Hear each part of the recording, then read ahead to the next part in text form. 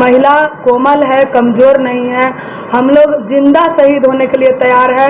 2025 में हम लोग बैक नहीं होंगे और सरकार को झुकना पड़ेगा। नहीं तो हम लोग अपनी बातों को लेकर के मुख्यमंत्री नहीं सुन रहे हैं तो प्रधानमंत्री के यहाँ जाएंगे। आज आपके चैनल के माध्यम से बिहार के तमाम एएनएम, जीएनएम, सीएचओ, आशा और फैसिलिटेटर वैक्सीन पर ममता लोगों के संदेश देना चाहते हैं।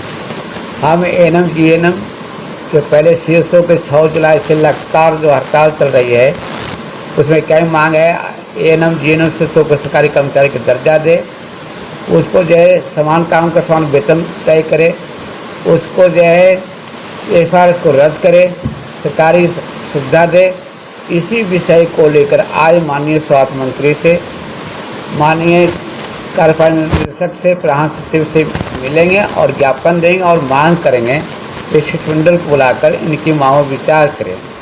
इसके अलावा एक आशा की समस्या को लेकर, 14 की मांग को लेकर 23 साल से लड़ाई चल रही है। पिछले बार भी 18 में हड़ताल हुआ तो 1000 मिला, 23 में हड़ताल हुआ, सरकार ने कह के भाग गई। इसको लेकर पिछले बार हम 23 तारीख को आंदोलन किए थे तो आशा को मांग 1400 लेकर 25,000 रुपया वेतन, आशा फैसिलिटेटर को 30 दिन का वेतन और जो है वैक्सीन कोरियर का डिब्बा बढ़ाया जाए, उसको स्वास्थ्य विभाग का नियोजन किया जाए, ममता को सरकारी कर्मचारी का दर्जा दिया जाए। और सबसे महत्वपूर्ण बात है कि देश में महिला कर्मियों पर हमला सुरक्षा की गारंटी करे, चाहे वो एएनएम हो, डॉक्टर हो, आशा हो, चाहे ममता हो, जो भी हो महिला कर्मी, उसकी सुरक्षा गारंटी करे। अभी एएनएम लोग के देखिए, उनको जो है रहने वाले हैं वैशाली के, उनको ड्यूटी कटिहार में, तो ऐसे लोग होम जिला में, होम प्रखंड में सत्संग करे और उनको जो है सुविधा दे। और उसके बाद ये हेल्थ सेंटर गांव या पंचायत पर बनाया जाए जहाँ शौचालय की व्यवस्था हो, रहने की व्यवस्था हो, बिजली और पानी की व्यवस्था हो। इस सब मांग को जो है सरकार विचार करे। और वहाँ पर भेज दिया गया दुर्ग में, जमुई जिला में, कटिहार में, अररिया, पूर्णिया, इंटायर इलाका है सासाराम, कि जहाँ गांव में जो है वहाँ शौचालय की दिक्कत है, अन्य तरह की सुविधा की दिक्कत है, कैसे काम करेगी। इसलिए इनके हड़ताल को समझें। और एएनएम, जीएनएम कर्मी से भी अपील है कि भविष्य में एएनएम कर्मी और स्कीम वर्कर, आशा फैसिलिटेटर, वैक्सीन कोरियर ममता संयुक्त रूप से लड़ाई लड़ेगी। मांग अलग अलग रहेगा, मांग एएनएम, जीएनएम की अलग रहेगा, शीर्षक के, और आशा फैसिलिटेटर, वैक्सीन कोरियर की मांग अलग रहेगा।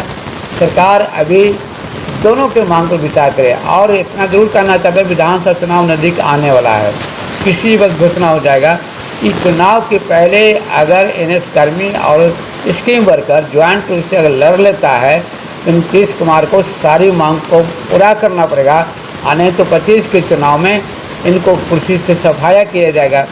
इसलिए आज अभी एएनएम, जीएनएम ने स्वास्थ्य समिति में हंगामा किया रही है, धरना पर बैठी हुई है। उसका लाचारी है, 1.5 महीना से हड़ताल से कोई बात करने में तैयार नहीं किया, सरकार कोई पहल नहीं किया गया, तब अभी स्वास्थ्य समिति में नारेबाजी हो रही है। सरकार से मांग करते हैं तो एएनएम, जीएनएम से तत्काल बात करे और मांग विचार करे, और आशा और फैसिलिटेटर की जो मांगों पर विचार करे। अभी 16,000 का पैसा जो गया आशा का, उसमें बहुत जिला में पैसा नहीं मिला है। जमुई जिला के अभी जहाजा प्रखंड में नहीं मिला है, कई जिला में पैसा नहीं पहुंचा है। इसलिए जहाँ नहीं मिला उसको भुगतान करे और 25,000 रुपया वेतन तय करे। और जो है और विषम के द्वारा लेन देन हो रहा है, आशा के 2,000-3,000 पे लिया जा रहा है, इस पर कार्रवाई किया जाए। बड़े पैमाने पर आशा को धमकाया जा रहा है और इस पर जो है कार्रवाई करे। इसलिए हमारा आज संयुक्त जो है शिष्टमंडल में एएनएम, आशा, वैक्सीन कोरियर, हमने एक शिष्टमंडल आज स्वास्थ्य मंत्री से मिलेंगे, माननीय मुख्यमंत्री के पास आज हमने ज्ञापन देंगे, प्रधान सचिव और निदेशक को ज्ञापन देंगे और पहले इनों के एएनएम की मांग को पूरा करें, हड़तालकारियों से बात करें और आशा कभी मांग पर विचार करें कि पिछली बार समझौता हुआ, अगर नहीं किया 15 दिन के अंदर तो एएनएम, जीएनएम, आशा फैसिलिटेटर सब मिलकर हम डकमंगला को घेरेंगे, बेली रोड को जाम करेंगे, लड़ाई आर पार की होगी, बड़ा आंदोलन होगा और एएनएम, जीएनएम की सीटों की जीत होगी। ये चीज़ और साफ कहना चाहते हैं, आशा में और एएनएम, जीएनएम में भी मतभिन्नता देखते हैं। अब आशा की बात होगी कहीं एनएम की लोग मतभिन्नता देखते हैं, और जहाँ एनएम की लड़ाई की बात होगी तो आशा पीछे हटती है। इसलिए हम एक लीडर के नाते सुझाव देते हैं कि अभी एनएम की जो लड़ाई फंसी हुई है, सब मिल की लड़ाई को पूरा कराया जाए, इनको मांग विचार किया जाए। जब आशा लड़ेगी तो एनएम को भी सहयोग करना चाहिए कि दोनों एक हॉस्पिटल में रहती है, एक क्षेत्र में काम करती है। भले कार्य का क्षेत्र अलग है, नाम अलग, आशा अलग है, एनएम अलग है, लेकिन दोनों के दायरा एक जगह हॉस्पिटल में है। दोनों मिल के अगर लड़ाई लड़ते तो पूरे एनएस कर्मी स्कीम वर्कर की लड़ाई की जीत हो जाती है। आज आशा फैसिलिटेटर संघ की उप महासचिव परमिला ठाकुर, आपके चैनल के माध्यम से मैं अपनी बातों को सरकार के यहाँ पहुँचाना चाहती हूँ कि हम लोग 20 साल से इस कार्य में कार्यरत हैं और हर घर से ज़मीनी स्तर से जो भी महिला है, बच्चा है, जो भी जनता है, उसको उठा करके हम लोग हॉस्पिटल तक पहुंचाते हैं, डिलीवरी को बचाते हैं, बच्चा को बचाते हैं, कुपोषित बच्चा हो, चाहे जो भी जितना भी काम है हम लोग करते हैं। फिर भी सरकार को हम लोग पर नज़र नहीं है। तो मैं सरकार से यह पूछना चाहती हूँ कि आखिर क्यों, हम लोग में क्या कमी है कि सरकार सुनने के लिए तैयार नहीं है। इलेक्शन से पहले सम्राट चौधरी कहे हुए थे कि हम आप लोग को बातों को सरकार के यहाँ पहुँचावेंगे। चिराग पासवान जी कहे हुए थे कि आप लोग को बात को हम पहुँचावेंगे। इसके बाद सांसद बीना देवी जी बोली हुई थी कि आपका बात को हम सरकार के यहाँ पहुँचावेंगे। इलेक्शन से पहले सभी नेता हम लोग को बात को पहुँचाते हैं, सरकार के यहाँ आश्वासन देते हैं। हम लोग को झूठा आश्वासन दे करके अभी तक 20 साल से बलगलाने की काम किया जा रहा है। इलेक्शन खत्म होते ही सभी नेता मिलने से भी मुकरते हैं। यह क्यों, हम सरकार से अब पूछना चाहते हैं। और अब हम लोग बहुत ऊब गए हुए हैं। महिला कोमल है, कमज़ोर नहीं है। हम लोग जिंदा शहीद होने के लिए तैयार है। 2025 में हम लोग बैक नहीं होंगे और सरकार को झुकना पड़ेगा। नहीं तो हम लोग अपनी बातों को लेकर के मुख्यमंत्री नहीं सुन रहे हैं तो प्रधानमंत्री के यहाँ जाएंगे। इसलिए कि हम लोग 40% राज्य सरकार का काम कर रहे हैं तो 60% केंद्र सरकार का काम कर रहे हैं। तो दोनों आदमी मिलकर के बात करें, और नहीं बात कर रहे हैं तो हम लोग अपना निर्णय निकालेंगे और दूसरा सरकार बनाने के लिए हर घर तक मुहिम चलावेंगे और हम लोग अपना बात को पहुंचावेंगे कि सरकार बदलना ज़रूरी है। इसलिए कि 20 साल से जब आशा वर्कर काम बहाली सरकार नीतीश बाबू ही करवाए हुए थे, तो 20 साल हम लोग का हो गया। सर देखिए कि कोई भी, अभी राम जी का वनवास हुआ तो 14 बरस में उनका वनवास ख़त्म हो गया, उनका राज सिंहासन मिल गया।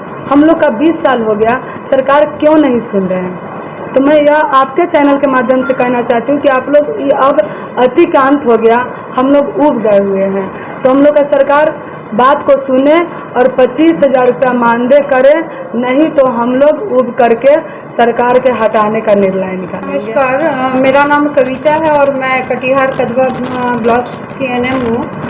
अभी मैं आपके चैनल के माध्यम से ये बताना चाहती हूँ कि अभी हम लोग के साथ बहुत बड़ी समस्या आ गई है एफआरएस को लेके, जहाँ हम लोग को कोई सुविधा ही नहीं है। गांव में अगर आंधी पानी आता है तो 2 दिन 4 दिन लाइट चली जाती है, जिससे हमारा मोबाइल डिस्टर्ब हो जाता है, हम काम करने में बाधित हो जाते हैं। तो हम एफआरएस कहाँ से लगा पाएंगे? दूसरी चीज़ है कि वहाँ ना हम लोग को बैठने का जगह है, ना शौचालय की व्यवस्था है। एक तरफ हमारे नीतीश सरकार बोलते हैं कि ओडीएफ ख़त्म करने के लिए, ओडीएफ को बंद करने के लिए, ओपन डिफेकेशन नहीं तो, लेकिन आज वही हम लोगों को खुले में शौच करने के लिए मजबूर कर रहे हैं। ये बहुत ही शर्म की बात है हम लोगों के लिए कि एक औरत और एक महिला होके हम लोग बाहर जाके शौच करें, जहाँ कोई व्यवस्था ही नहीं।